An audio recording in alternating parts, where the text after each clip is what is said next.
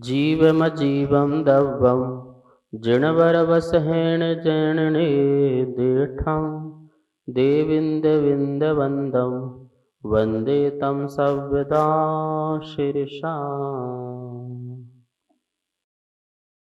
द्रव संग्रह परम मांगलिक ग्रंथ है। आचार्य नेमिचंद भगवान द्वारा यह लिखा गया है। 58 इसमें गाथा है। भाषा इसकी प्राकृत है। इसमें 6 द्रव्य, 7 तत्व, 9 पदार्थ और 85 काय का बहुत सुंदर वर्णन है। मोक्ष मार्ग और ध्यान का भी वर्णन बहुत बढ़िया है। हम सब लोग ध्यान का ही जो है अभ्यास या उसकी व्याख्या समझ रहे हैं। गाथा नंबर जो है 48 हम चलेगी आज। इस गाथा के माध्यम से आचार्य उन्हें बताएंगे कि ध्यान में कैसे लीन हुआ जाता है। कल जो मैंने एक बात बताई थी कि महिलाओं को जो है निश्चय जो है ध्यान नहीं हो सकता है। किसी महानुभाव ने प्रश्न किया था, तो क्या उनका जीवन काल जो है वह व्यवहार जो है रत्नत्रय ही रहता है क्या? तो हाँ भैया, व्यवहार ही रहता है, निश्चय नहीं हो सकता है। हाँ, वो निश्चय की भावना जरूर भा सकती हैं, क्योंकि सिद्धांत की दृष्टि से गुणस्थान 5वां होता है और 5वें गुणस्थान में निश्चय रत्नात्रय नहीं होता है। ये मैंने पहले भी आपको बता रखा है। आप आगम से भी पढ़िए कि निश्चय रत्नात्रय जो है वो सातिशय अप्रमत्त गुणस्थान से ही प्रारंभ होगा। वो सातिशय अप्रमत्त गुणस्थान से जो है निश्चय सम्यक निश्चय रत्नत्रय की प्राप्ति वो मुनिराजों को हुआ करती है। और जिनका 5वां गुण स्थान बन रहा है वो अभी शुभ उपयोगी हैं। उनके पास शुद्ध उपयोगी होने की पात्रता नहीं है। शुद्ध उपयोगी होने की पात्रता सिर्फ और सिर्फ मुनिराजों को है। किसी भी वस्त्रधारी को शुद्ध उपयोगी होने की पात्रता नहीं है। शुद्धात्मा की या शुद्ध उपयोग की भावनाएं वो जरूर भा सकते हैं कि कभी तो मुझे शुद्धोपयोग हो, कभी तो मुझे रत्नत्रय की प्राप्ति हो। ये व्यवहार चारित्र के साथ साथ मुझे रत्नत्रय, निश्चय रत्नत्रय प्रकट हो। ऐसी भावनाओं को तो भाया जा सकता है, और ऐसी भावनाएं भाते रहेंगे तो कभी न कभी किसी न किसी पर्याय में जब हम पुरुष बने और मुनि बने तो उसकी प्राप्ति भी हो जाएगी। तो ये सिद्धांत है, इस सिद्धांत को कोई झुटला नहीं सकता है। पंचम गुण स्थान वर्ती जो जीव हैं वो कभी भी शुद्धोपयोगी नहीं हो सकते हैं, और निश्चय रत्नत्रय के साथ शुद्धोपयोग होना अत्यंत आवश्यक है। ठीक है, तो निर्वस्त्र जो है, दिगंबर जो मुनिराज हैं, वही जो इनका 6वां 7वां गुण स्थान होता रहता है, वही मुनिराज जो हैं कभी कभी शुद्ध उपयोग में जाकर के अपना जो है उपयोग को शुद्ध करते हैं और कभी नीचे आते हैं। वही मुनिराज जी जो हैं इसको जो है प्राप्त हो सकते हैं, व्यवहार रत्नत्रय और निश्चय रत्नत्रय को। जो माता जी हैं या एलक छुल्लक आदि हैं वो सकल चारित्र को प्राप्त नहीं हो सकते हैं। ध्यान लीन का उपाय, ध्यान लीन का उपाय क्या है? पहले तो आपको ये ध्यान में लेना ही है। पिछली गाथा में आचार्य ने कह दिया है तो कि तुम भी प्रयत्न करो, पुरुषार्थ करो, उद्यम करो, मुनिराजों को देखो और मुनि जैसे होने का तुम उद्यम करो। जब मुनि बन जाओगे तो फिर तुम्हें ध्यान लीन की जो है उपाय बताए जाएंगे, जिससे तुम दोनों प्रकार के मोक्ष मार्ग को साधोगे, व्यवहार मोक्ष मार्ग को भी और निश्चय मोक्ष मार्ग को भी। आज ध्यान लीन का उपाय बता रहे हैं। फिर भी जितना जितना तुम अंश में ध्यान कर सकते हो करने का अभ्यास करना। फिर भी मन न लगे तो सोचना कि भैया हमें भी परिग्रह से मुक्त होना ही पड़ेगा, तब ध्यान कर पाएंगे। आइए सबसे पहले 48 नंबर की जो गाथा है बोर्ड के माध्यम से उसका उच्चारण करते हैं। इसके अर्थ को भी समझ करके इसकी व्याख्या को भी अच्छी तरह से समझते हैं। द्रव्य संग्रह गाथा नंबर 48। माँ मुझे मुझे माँ रज्जहे रज्जहे माँ दुस्सह दुस्सह इट्ठ निट्ठ अत्थेसु इट्ठ निट्ठ अत्थेषु थिर मिच्छः थिर मिच्छः जय चित्तम जय चित्तम विचित्त विचित्त झाणप पातक लेंगे आधा पातक झाणप पसिद्धीये पसिद्धीये पसिद्धीये झाणप पसिद्धीये।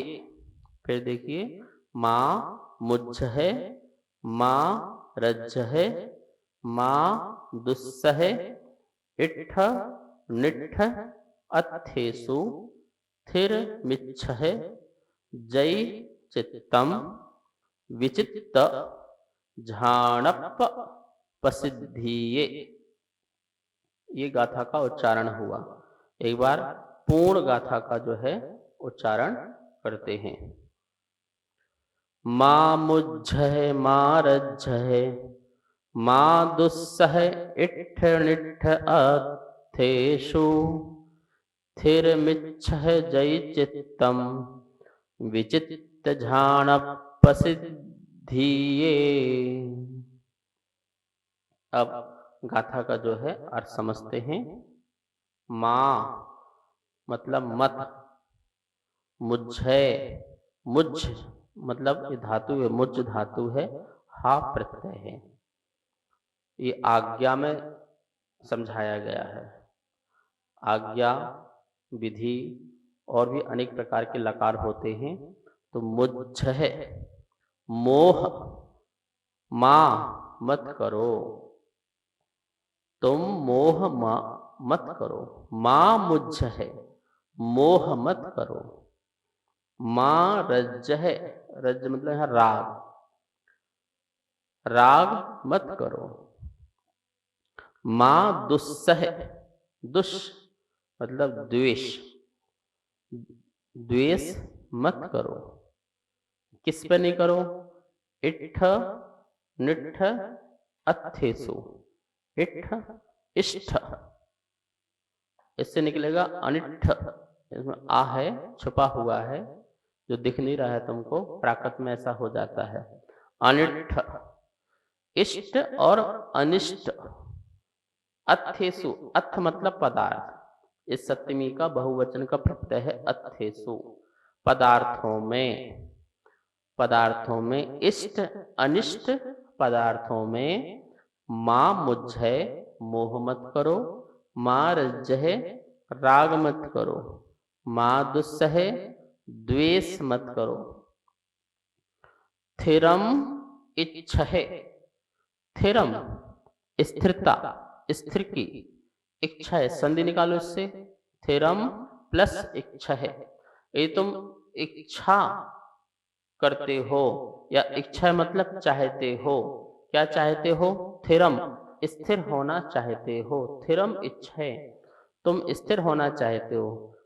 जय यदि, यदि चित्तम चित्त को, यदि चित्त को, यदि चित्त को थिरम इच्छा है स्थिर करना चाहते हो, तो इष्ट अनिष्ट पदार्थों में मां मुझ है मोह मत करो, मां रज्ज है राग मत करो, मां दुस्सह है द्वेष मत करो। विचित्त अनेक प्रकार के, झाणप प्रसिद्धिये अनेक प्रकार की झान की प्रसिद्धि के लिए। अनेक प्रकार की, विचित्र मतलब अनेक प्रकार के, झाण प्रसिद्धिये प्रसिद्धि प्रसिद्धि या सिद्धि के लिए, अनेक प्रकार की सिद्धि के लिए तुम क्या करो? ये अपने चित्त को स्थिर करो। गाथा का अन्वयार्थ देखेंगे यहाँ पर। विचित्त झाणप प्रसिद्धिये अनेक प्रकार के ध्यान की सिद्धि के लिए। जय चित्तम यदि चित्त को, थिर मिच्छहि स्थिर करना चाहते हो, तो इट्ठ निट्ठ अत्थेषु इष्ट अनिष्ट पदार्थों में माँ मुझ्जह मोह मत करो, माँ रज्जह राग मत करो, और माँ दुस्सह द्वेष मत करो।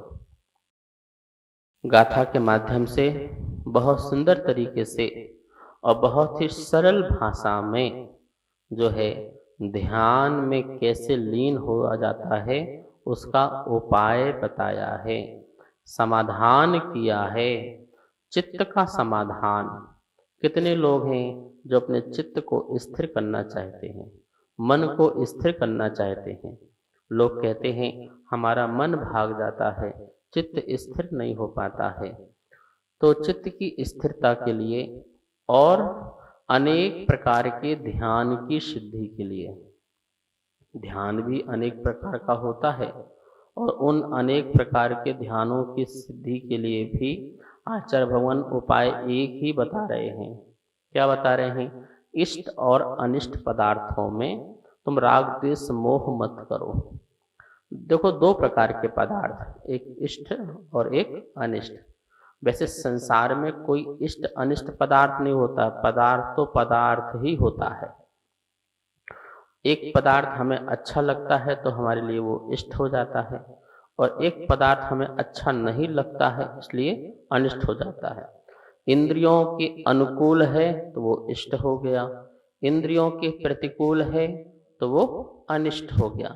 लेकिन पदार्थ तो पदार्थ ही है, मल हो चाहे मलाई हो, दोनों ही पदार्थ ही हैं, दोनों ही पुद्गल पिंड हैं। लेकिन एक पुद्गल पिंड के प्रति हमारा राग का भाव है, एक पुद्गल पिंड से हमारा द्वेष का भाव है।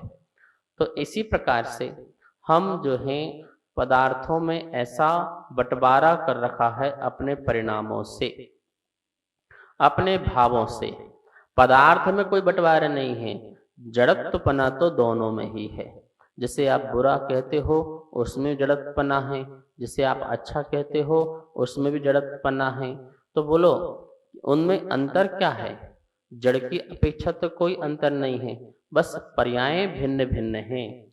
सच बात तो यह है कि यह जीव पर्यायों में ही फंसा हुआ है, पर्यायों में ही इष्ट अनिष्ट बुद्धि करता है, और इसके कारण कभी राग करता है, कभी द्वेष करता है और कभी मोह करता है।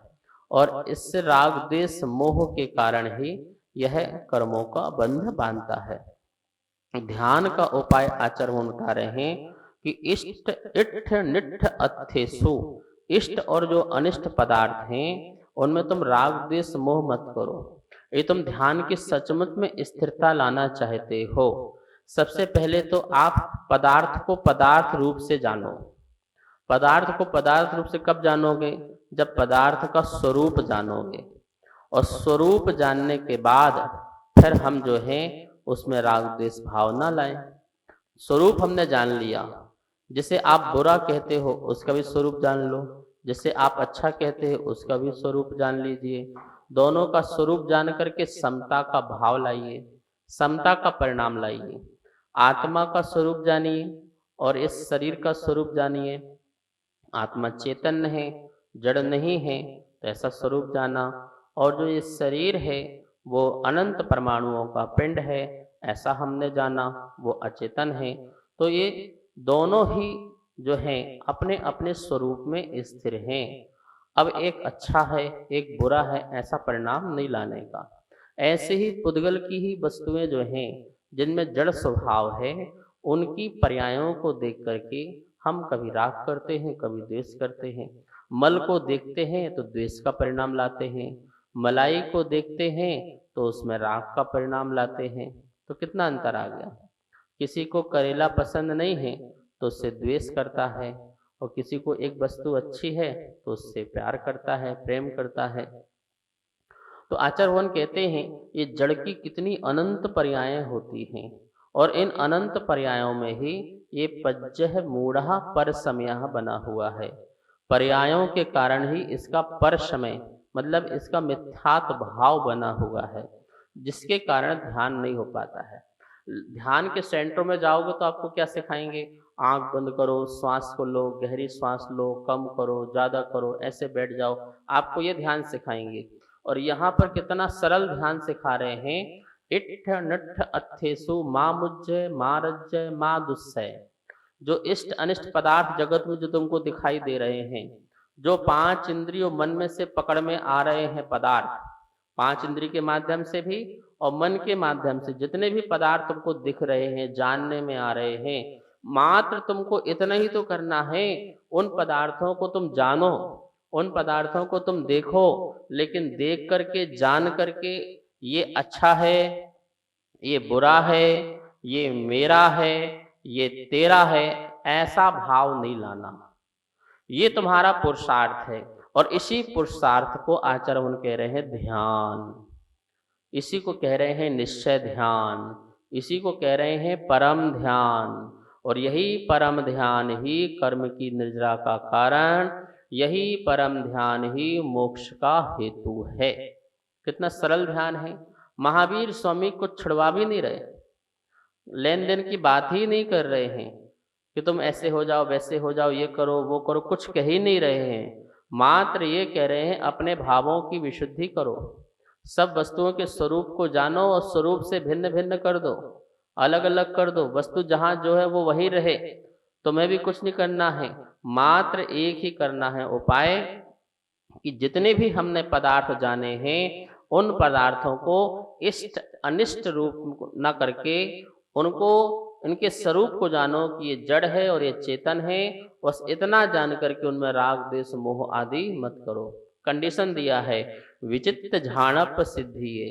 यदि तुम सचमुच में अनेक प्रकार के ध्यान की सिद्धि करना चाहते हो, तुम सचमुच में ध्यानाग्नि सर्वकर्माणि भस्मसात कुरुते क्षणात्, तुम क्षण भर में समस्त कर्मों को नष्ट करना चाहते हो तो, और स्थिर मिच्छय जय चित्तम, यदि चित्त को तुम सचमुच में स्थिर करना चाहते हो तो इष्ट और अनिष्ट पदार्थों में राग द्वेष मोह मत करो। यही ध्यान का उपाय है।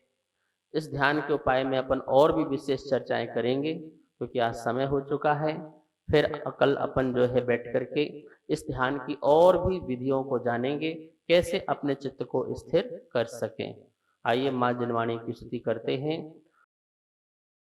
वाणी के ज्ञान ते सूझे लोकालोक, सो वाणी मस्तक नमो, सदा देत हूँ धोख, सदा देत हूँ धोख। सबको बहुत बहुत मंगल आशीर्वाद।